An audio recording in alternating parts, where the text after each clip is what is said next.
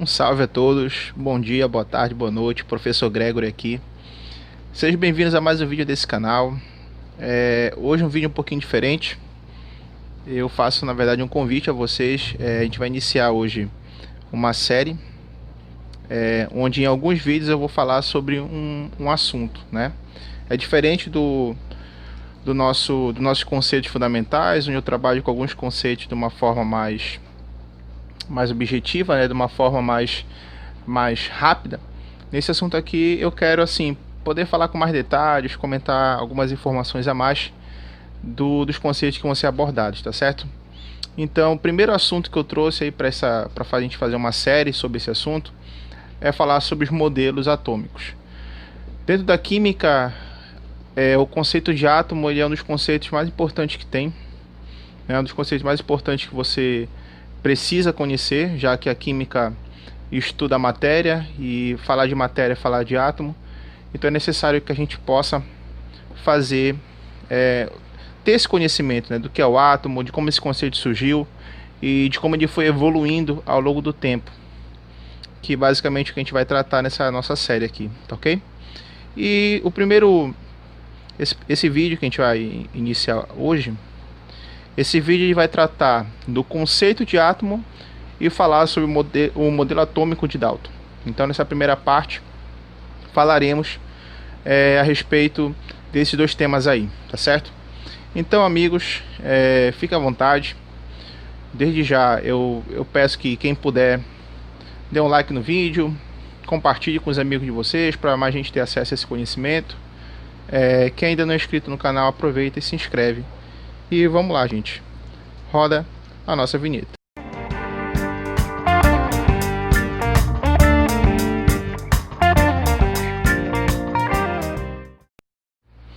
Bom, amigos, então a gente vai iniciar esse nosso assunto sobre modelos atômicos, que é um tema fundamental dentro da química, mas antes disso, antes de a gente falar qualquer coisa a respeito desse tema propriamente, bora refletir um pouquinho sobre a importância da química e da ciência de uma forma geral, tá ok? Olha só, o nosso planeta, a gente também pode estender isso ao nosso universo, ele está cheio de fenômenos, né? Cheio de coisa acontecendo o tempo todo.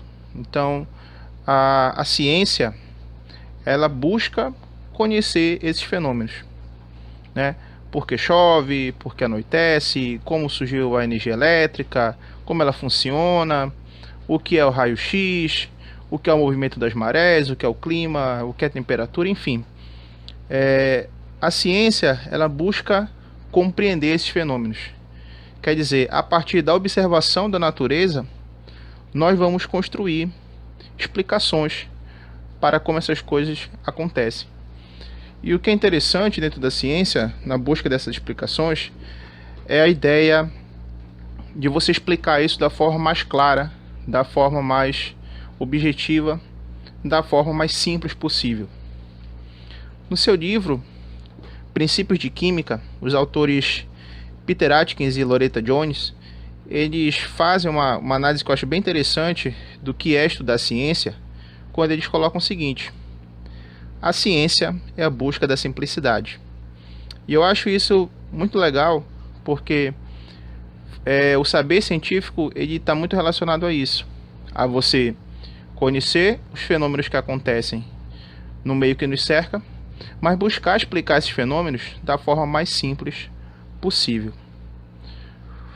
O nosso mundo ele tem um monte de conceitos que por vezes são complexos. E essa complexidade de conceitos, ela, numa primeira análise, ela pode parecer até que ilimitada. Muitas vezes a gente acaba tendo a impressão de que para poder explicar determinados fenômenos, a gente precisa de muita coisa. E às vezes é verdade. Às vezes o único fenômeno envolve uma série de conceitos. Mas é sempre importante que a gente lembre que toda essa complexidade ela surge a partir de conceitos mais simples. Então quer dizer, toda essa complexidade que parece limitada, na verdade, ela tem origem numa simplicidade que a ciência busca explicar. Ok? E aí cada área da ciência, né, e falando aqui mais especificamente das ciências naturais, né, cada área, a biologia, a física, a química, cada área tem a própria sua própria ação, né? Cada uma dessas áreas, ela tem uma maneira de agir e tem determinados fenômenos que cada área dessas quer conhecer. No caso da química, a ideia é explicar como as coisas são formadas, né? A química estuda a matéria. Então a química quer saber, por exemplo, como as montanhas são formadas, né? Como os carros, como as árvores, suas folhas, como as pessoas são formadas, e buscar compreender não apenas isso, mas sim buscar entender que tudo que existe na natureza, tudo que existe no universo, é formado a partir de entidades mais simples. Então, o que a gente vai analisar quando a gente fala do estudo dos modelos atômicos, de certa forma é isso. É buscar entender na sua simplicidade aquilo que forma os organismos e o que forma, né, todas as coisas presentes na natureza ao nosso redor. Bom, para ajudar, né, para poder compreender essa necessidade humana de buscar conhecer como as coisas são formadas, a gente vai precisar lembrar, a gente vai precisar voltar, na realidade, à época da Grécia Antiga. Nessa época, a gente considera que iniciou-se pela primeira vez a vontade de querer conhecer do que as coisas eram formadas, né? Então a gente tem algumas teorias, a teoria dos 4 elementos, enfim.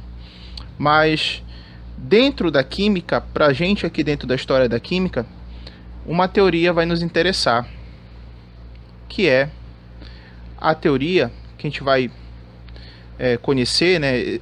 No primeiro momento que a gente vai travar conhecimento com essa teoria, de acordo com o livro Química Geral Fundamentos, da Altamir Justino Maia e J.C. Bianchi, esse livro ele coloca que por volta aproximadamente aí do ano de 478 a.C., dois pensadores, dois filósofos chamados Leucipo e Demócrito propuseram que todo o universo seria formado por partículas muito pequenas, chamadas de átomos.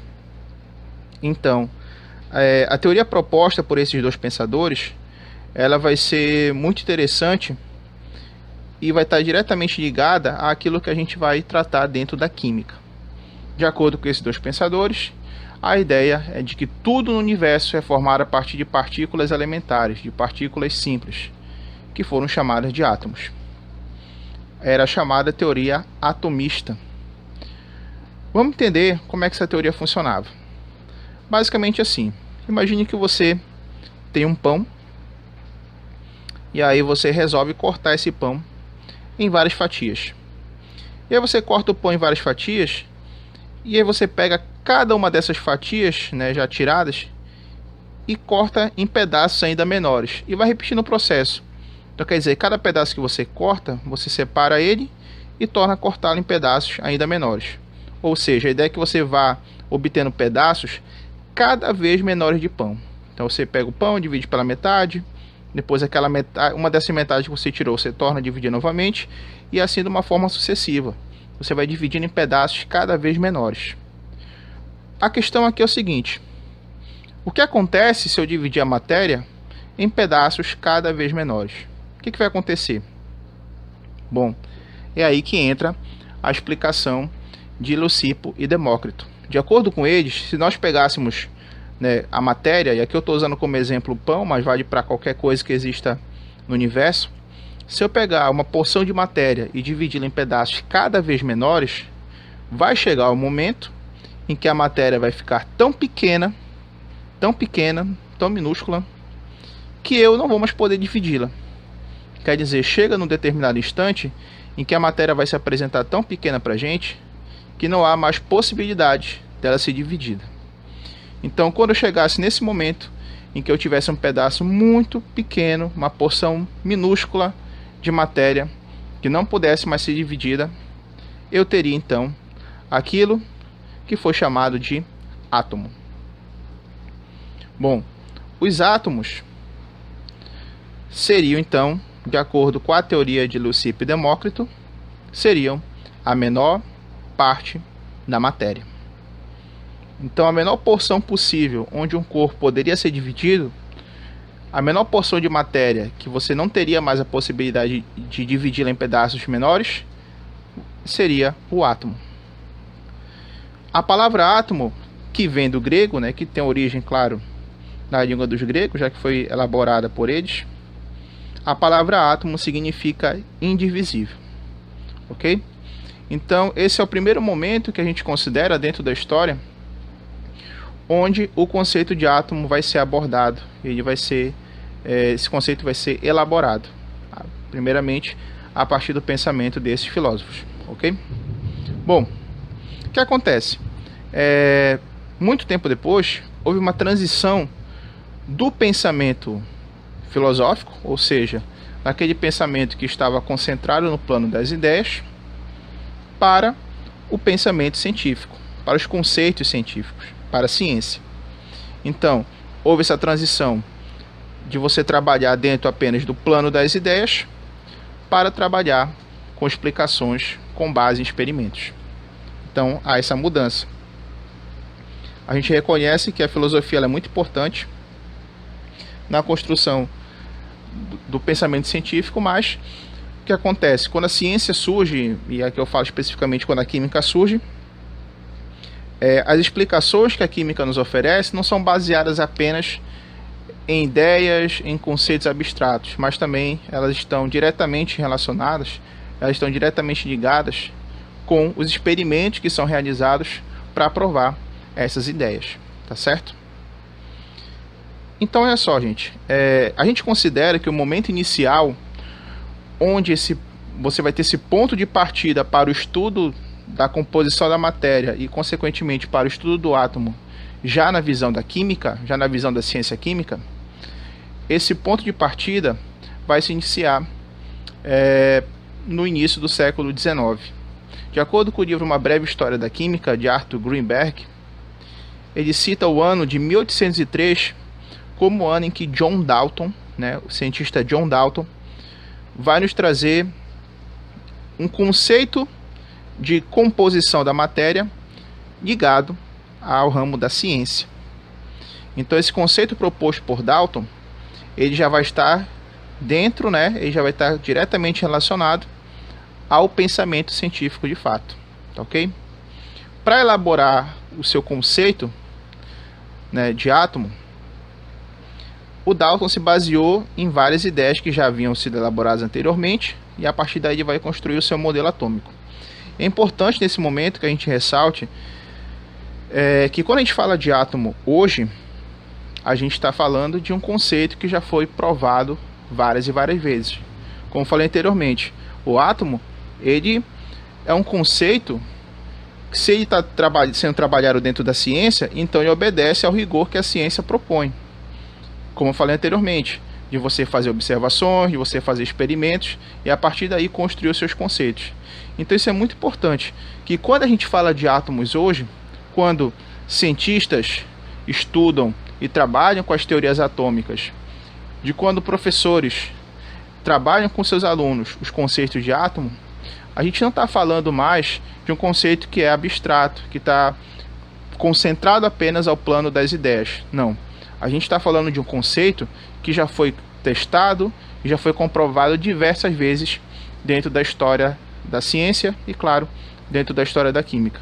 Isso é importante frisar, porque quando a gente fala de átomo, a gente está falando de um conceito que é real, de um conceito que a química já provou que existe de fato e já provou isso várias e várias vezes, tá ok?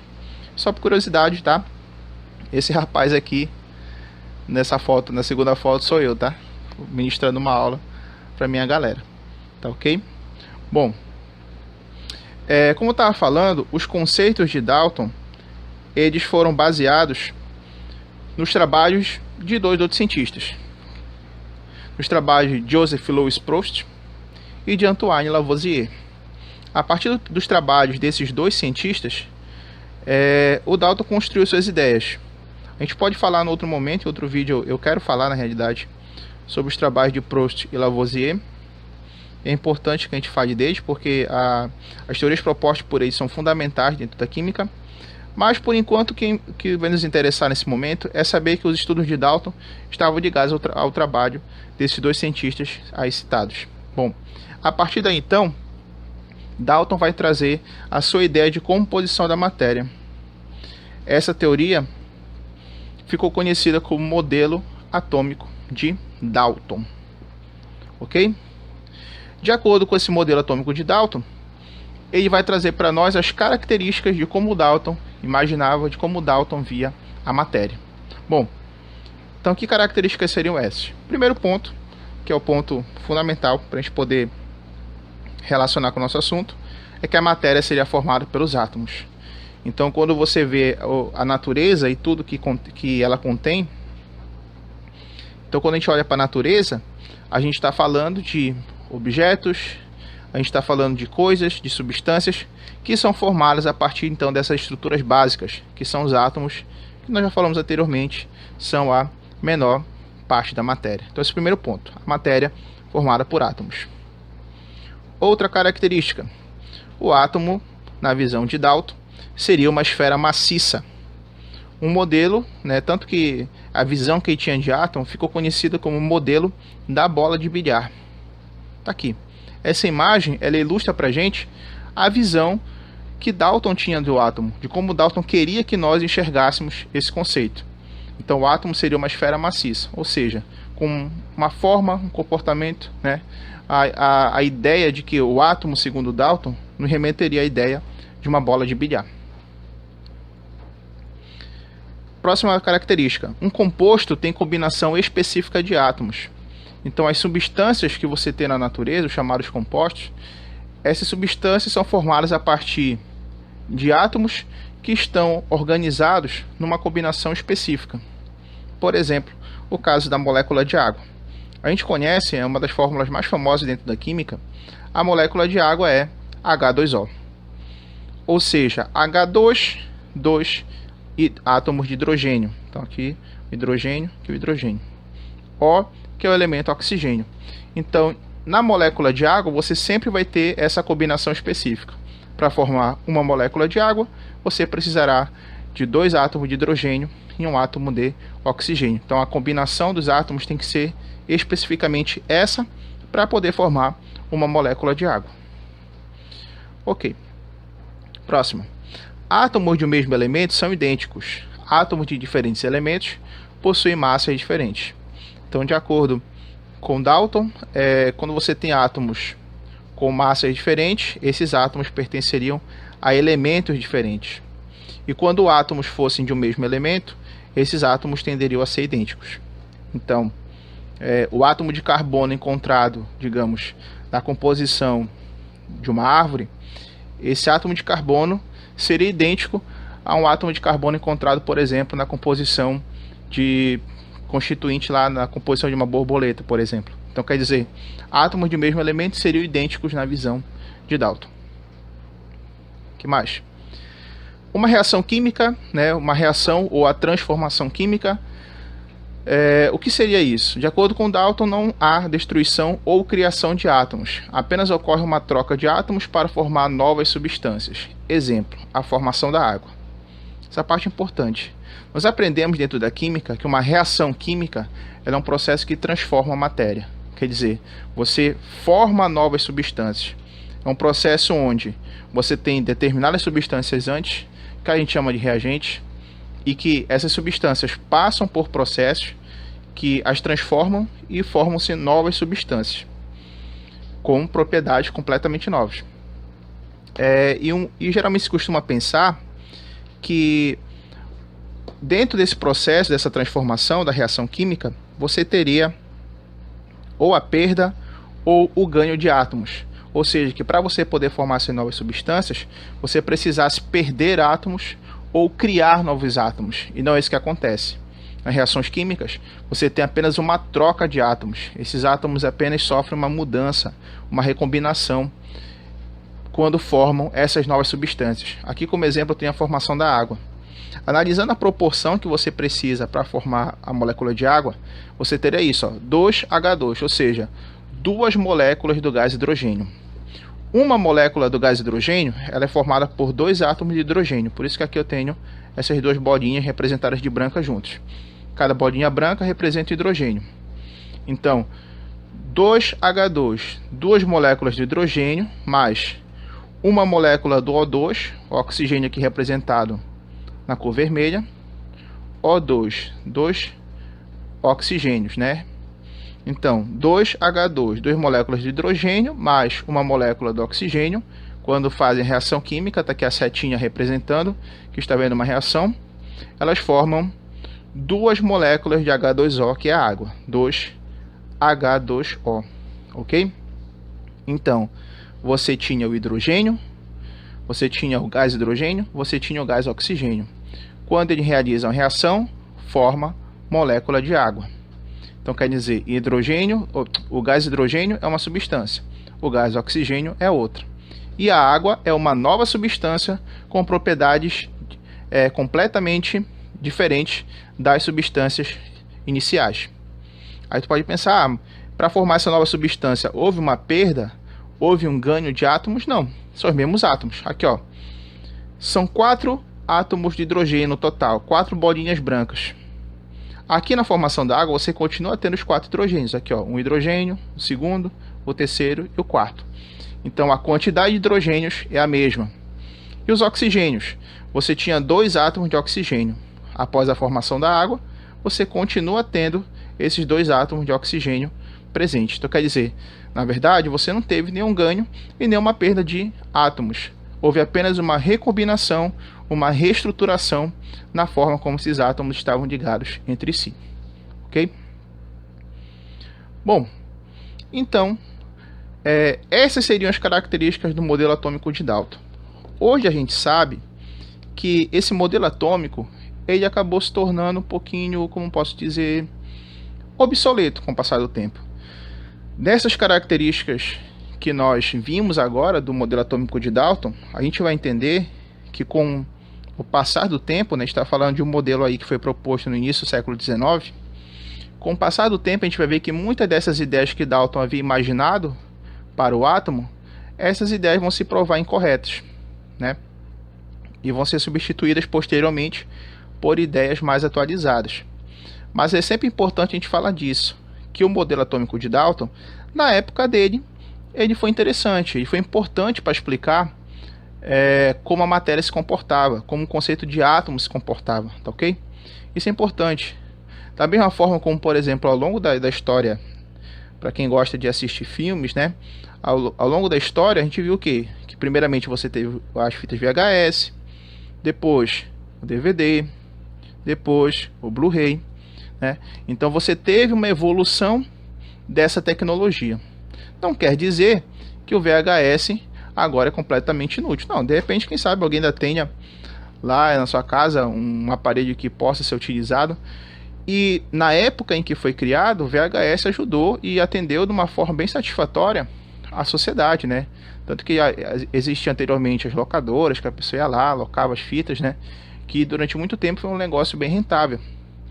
Mas hoje em dia ninguém se imagina comprando um aparelho, um videocassete e muito pouco gravando seus filmes numa qualidade, numa resolução de imagem para fitas VHS. Então quer dizer, a tecnologia ela vai mudando ao longo do tempo. Essa é uma lição bem interessante que a ciência nos ensina. E que aqui na história do átomo, essa ideia ela vai ser... a gente vai perceber isso de uma forma bem clara. O modelo de Dalton, ele deu o ponto de partida, né? Foi o pontapé inicial para que as pesquisas da química pudessem ser trabalhadas nesse conceito. Mas é importante a gente já falar disso, que muitas das ideias que Dalton havia proposto na sua época, com o tempo acabaram sendo abandonadas, tá ok? Bom, mas por que isso aconteceu? No livro de Química, volume 1, do Ricardo Feltri, ele fala o seguinte, olha: diversas descobertas como a condução de corrente elétrica em certas soluções, o raio-x, fizeram surgir a suspeita de que houvesse uma relação entre matéria e a energia elétrica. Bom, ao longo do século XIX, esses dois conceitos que eu mostrei para vocês, do surgimento da condução de corrente elétrica, principalmente esse, e a descoberta do raio-x são dois conceitos que vão ser interessantes porque eles vão questionar muito aquilo que se sabia sobre o átomo. Porque o modelo de Dalton, em nenhum momento, falava a respeito dessa relação. Que relação havia entre a matéria, os materiais e consequentemente o átomo? Qual seria a relação entre a matéria com o conceito da corrente elétrica, por exemplo? Na época de Dalton não se falava nada disso. Mas as descobertas feitas pela química e pela ciência de uma forma geral, ao longo do século XIX, essas descobertas elas trouxeram à tona essa suspeita de que haveria uma relação entre matéria e energia elétrica. E aí vinha o questionamento: como explicar então? Como explicar o surgimento, como explicar o fenômeno da corrente elétrica? Como explicar o fenômeno do raio-x? Ao que se percebia, o modelo de Dalton não tinha conceitos, o modelo de Dalton não tinha a base necessária para explicar como esses dois conceitos funcionavam. E o que aconteceu? O conceito de Dalton acabou se tornando um modelo obsoleto. Um modelo obsoleto, por quê? Porque com essas novas descobertas que surgiram, principalmente sobre a questão da corrente elétrica, com essas novas descobertas, o modelo de Dalton já não era mais suficiente para explicar como a matéria se comportava, principalmente nessas situações. Então, por isso, o modelo de Dalton acabou ficando ultrapassado. Assim como o telefone antigo, aquele telefone de discar, assim como as antigas máquinas fotográficas de filme se tornaram obsoletas, assim aconteceu com o modelo de Dalton. Chegou um determinado momento em que ele por si só já não era mais capaz de explicar os novos conceitos que foram descobertos. E aí, isso abriu margem, para que novas pessoas pudessem chegar, pessoas que tinham uma visão já voltada para o futuro, uma visão voltada para frente, e essas pessoas vão trazer novos conceitos sobre o átomo. E aí você vai ter então o surgimento de modelos atômicos mais atualizados, tá ok? Bom, mas isso aí é uma conversa que fica para um outro vídeo, tá ok, amigos? No próximo vídeo a gente vai ver o que acontece nesse momento em que o modelo de Dalton se torna obsoleto e que surge a necessidade de um modelo atômico que esteja mais atualizado com aquilo que a ciência havia descoberto até então, tá ok, gente? Bom, meus amigos, é isso, tá? Espero que vocês tenham curtido o vídeo. Mais uma vez eu peço que, se gostaram, curtam, comentem o vídeo, deem sugestões do que a gente pode estar melhorando, daquilo que a gente pode estar trazendo aqui para o nosso canal, e compartilhem os vídeos com os colegas de vocês, para que mais gente que esteja estudando, principalmente o pessoal que está estudando para o Enem, possa ter acesso a esses conteúdos, tá ok, gente? Por favor, façam isso, vocês vão estar ajudando bastante, principalmente a mim e para quem precisa conhecer um pouquinho mais sobre a química, tá? E mais uma vez lembrando, se esse é o primeiro vídeo que vocês estão assistindo, inscrevam-se no canal e aí fiquem atentos aos próximos vídeos que vão sair, tá ok, gente? Então, amigos, é isso, tá? Vejo vocês nos próximos vídeos, espero que vocês tenham gostado desse vídeo e se cuidem. Tchau, tchau.